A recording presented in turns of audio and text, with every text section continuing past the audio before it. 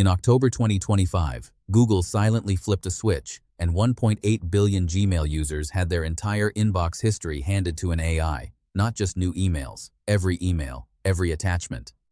Every job application, every medical appointment, every private conversation, every bank statement you have ever sent or received since the day you opened your account. And the opt-out? Buried in a settings menu most users have never opened. But that is only the beginning. Because a small company founded by physicists in Geneva just built the escape hatch Google never wanted you to find. And the deeper you look at what Google has been doing with your inbox, the worse this gets. Let's start with what actually happened. On or around the 10th of October 2025, Google changed its Gemini AI smart features from an optional tool users had to actively turn on into a system that was switched on by default for every Gmail, Chat, and Meet account in existence. Not some accounts, not new accounts, all of them. According to a federal class action lawsuit filed in San Jose in November 2025, Thiel v. Google gave Gemini the ability to access and analyze the entire recorded history of users' private communications. We are not talking about new messages going forward. The lawsuit alleges the AI was handed access to literally everything, every thread, every attachment, everything. Google's official response came on the 21st of November, 2025. The company posted a statement on X saying, "We have not changed anyone's settings. That alone is remarkable." One of the world's largest companies issued a public denial within 24 hours of a single YouTuber's warning post going viral. The YouTuber had 7.9 million subscribers. He warned his audience that Gmail had automatically opted them in to AI data access.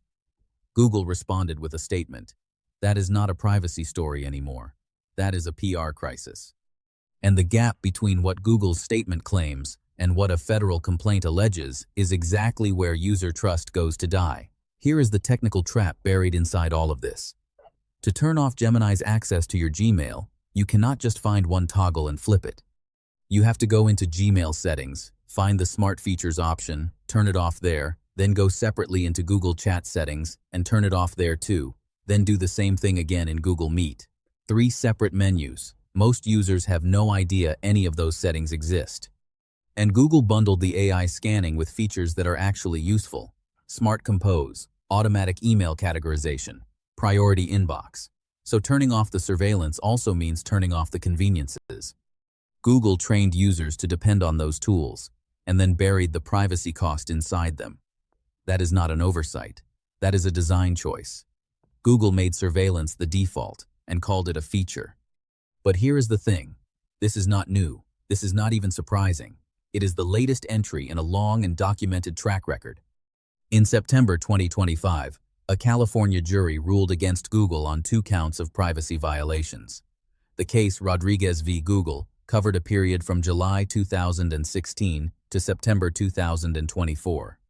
What the jury found was that Google had been collecting app activity data from users who had explicitly turned off their tracking settings. Users told Google to stop. Google kept going. That was the finding. Not an allegation, a jury verdict. And that same month, a court finalized a remedies order finding that Google had illegally maintained monopoly power in general search and search text advertising in violation of the Sherman Antitrust Act. Google was found to be a monopoly. Not accused, found. There is also a $425 million Gmail privacy settlement currently under appeal. This is a separate case, covering a separate period, alleging separate violations. When you line these up, the 2024 monopoly ruling, the 2025 jury verdict on tracking, the 2025 class action over Gemini, and the appeal over the $425 million case, you stop seeing individual problems and start seeing a pattern. And then there is the Privacy Sandbox. In 2019, Google announced a project it called the Privacy Sandbox. The promise was that Google would phase out third-party cookies in Chrome, the tracking technology that follows users across websites, building behavioral profiles for advertisers. It was going to fix the web's surveillance problem. Google spent 6 years on it, delayed the timeline repeatedly, pushed the deadline from 2022 to 2024 to 2025. And then in November 2025, Google officially killed the project. It is gone. After 6 years of promises, after 6 years of framing itself as a privacy reformer, Google chose its advertising revenue over its stated commitment to user privacy, in public, with no ambiguity.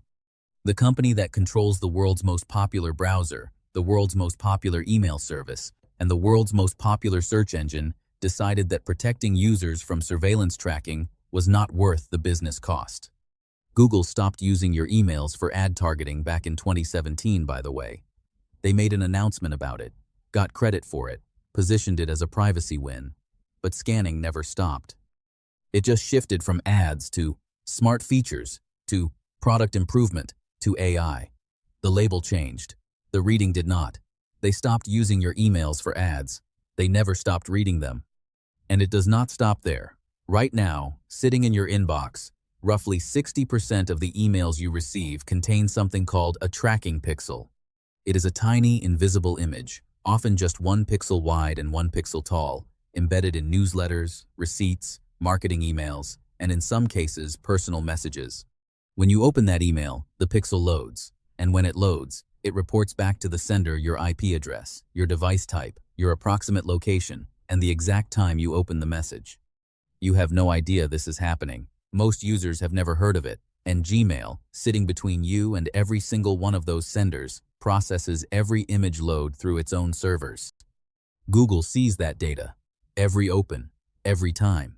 Your inbox is not a mailbox. It is a data collection endpoint. Gmail has started flagging some emails with suspicious tracking banners that has been happening since late 2024. But the underlying infrastructure of surveillance email is intact. And with the privacy sandbox dead, the broader ecosystem of cross-site tracking that feeds Google's advertising machine is not going anywhere. Now compare all of that to the architecture of the company that just built you a way out. Proton Mail was founded in 2014 by scientists who worked at CERN, the particle physics laboratory in Geneva. That is not a marketing line. It is context. The people who built Proton Mail came from an institution where protecting research data from unauthorized access was a professional discipline, not a nice-to-have. The technical architecture they built reflects that background. Every message sent between Proton users is end-to-end encrypted. That means the message is encrypted on your device before it ever leaves. It travels encrypted. It sits on Proton's servers encrypted, and Proton does not hold the decryption key. You do. Which means that even if Proton received a court order, even if its servers were seized, even if a government demanded access, there is no readable content to hand over. Not because Proton refuses.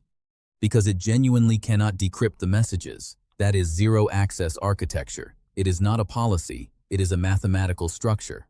Gmail uses TLS encryption. That means your emails are encrypted in transit between servers. Hackers intercepting traffic cannot read them. But Google holds the decryption keys. When the email arrives at rest on Google's servers, Google can read it. When a government issues a court order, Google can comply and hand over readable content. When Google decides to run an AI over your message history, the infrastructure is right there. Gmail encryption protects you from hackers. It does not protect you from Google. One platform can read your emails, the other literally cannot.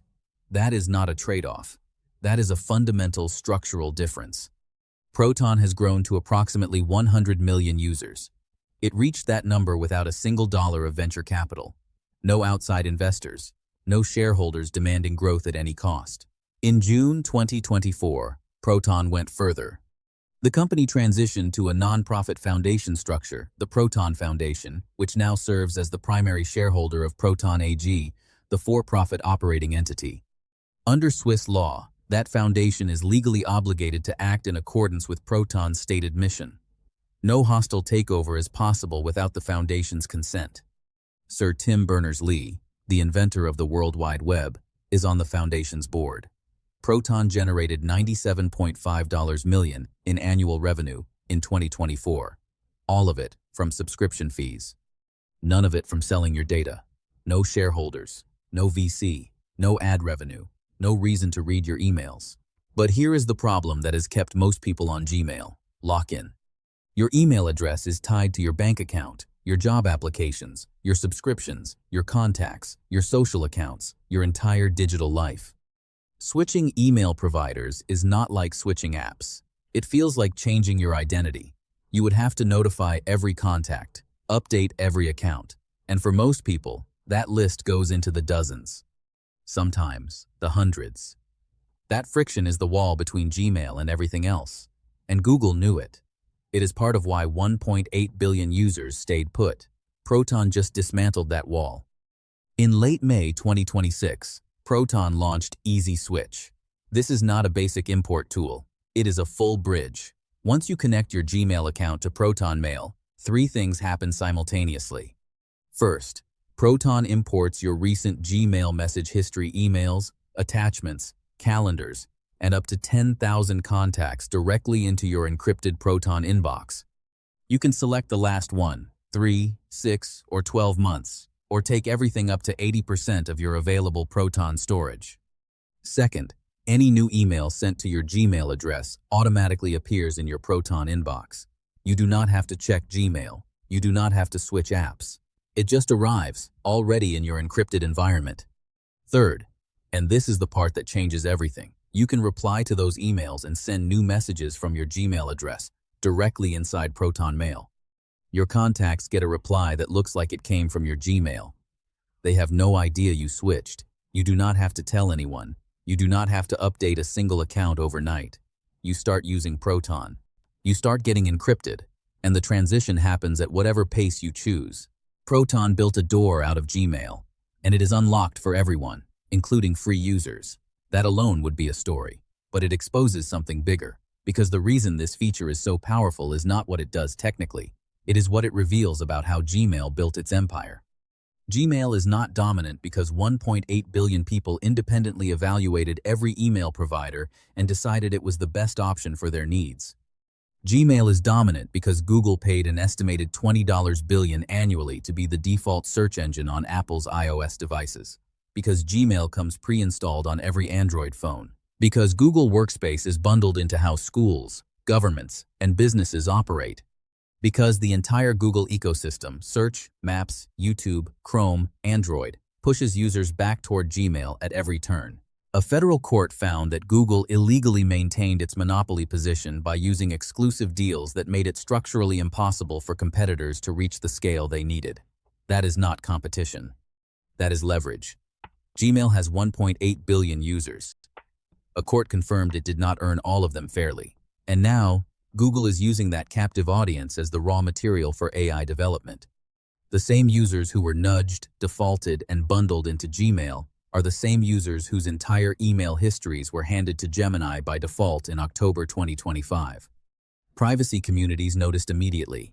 Reddit threads in forums like r/dgoogle and r/privacy filled with users trying to figure out how to turn off the feature. IT professionals flagged the compliance implications for businesses whose employees use Google Workspace, healthcare providers, legal teams, HR departments processing sensitive documents. The class action lawsuit is structured to cover potentially every Gmail user in the United States with a Google account affected after the 10th of October 2025. And 59% of consumers, according to a 2025 report surveying 10,000 users across Europe and the United States, say they are uncomfortable with their data being used to train AI systems. The reaction is not niche, it is mainstream. And the single viral post that triggered Google's official statement came from a YouTuber with 7.9 million subscribers who posted a warning on the 20th of November 2025. Within 24 hours, one of the world's most powerful companies felt the need to respond publicly. Before you go straight to the Proton Mail download link, there are a few things worth saying clearly. Proton is not magic, it is not anonymous, and it is not untouchable. In 2024, Proton complied with a valid legal request from Swiss authorities made via an FBI MLAT process, a mutual legal assistance treaty. What they handed over was not email content. It was payment metadata, a credit card identifier tied to an account. The email content was never accessible because of the encryption architecture, but the metadata was, and Proton complied with the legal order. If you sign up for Proton with a payment method, that payment identifier exists. If you need genuine anonymity, not just privacy, Proton offers cryptocurrency payment options and cash by mail for a reason. Proton is private by design. It is not anonymous by default. There is also the subject line issue. Proton uses zero-access encryption on email subject lines, which means Proton itself cannot read them. But subject lines are not end-to-end encrypted in the same way message bodies are. If metadata is subpoenaed, subject lines could potentially be exposed. It is a real limitation. Proton made a deliberate trade-off between full encryption and searchability. You need to be able to search your own inbox. Full subject line encryption would break that. It is the right call for usability, but it means the architecture is not absolute. And Easy Switch, for all its power, is a bridge. While your Gmail address still exists and still receives messages, Google is still processing the delivery of those incoming messages on their end. Proton encrypts what arrives in your Proton inbox. But the sender-side data, the fact that an email was sent to your address, who sent it, when that information still touches Google's infrastructure. Full privacy requires eventually completing the migration, updating accounts to your Proton address, and deleting the Gmail account. Easy Switch makes that process gradual and bearable. It is not the destination. It is the road. There is also a broader threat worth mentioning. The proposed Swiss surveillance law that emerged in mid-2025 would have required VPNs, messaging apps, and encrypted services to identify users and retain data for up to 6 months. Proton CEO Andy Yen described the proposal as almost identical to surveillance laws in Russia. Proton began moving some of its physical infrastructure out of Switzerland proactively. As of now, that law has not passed. But the pressure on privacy infrastructure globally is real, ongoing, and not limited to any single country. Here is what matters about all of this. Google is not an outlier, it is a symptom. Every major AI company right now is trying to build systems that require enormous amounts of data to function. Google has 1.8 billion Gmail accounts. That is an extraordinary data resource. Using it to train and improve AI systems is not some sinister secret plan. It is the obvious move for a company whose entire business runs on understanding user behavior at scale. The decision to flip Gemini to default on is not a mystery.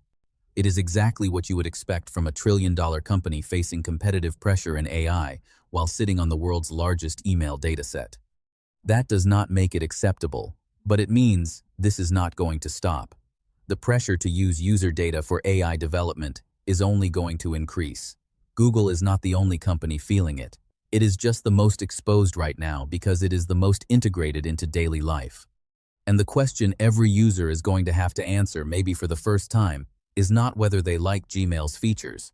The question is what they are willing to hand over in exchange for those features. Proton made a different choice. In June 2024, when they restructured as a non-profit foundation, they made that choice permanent. No future acquisition can reverse it.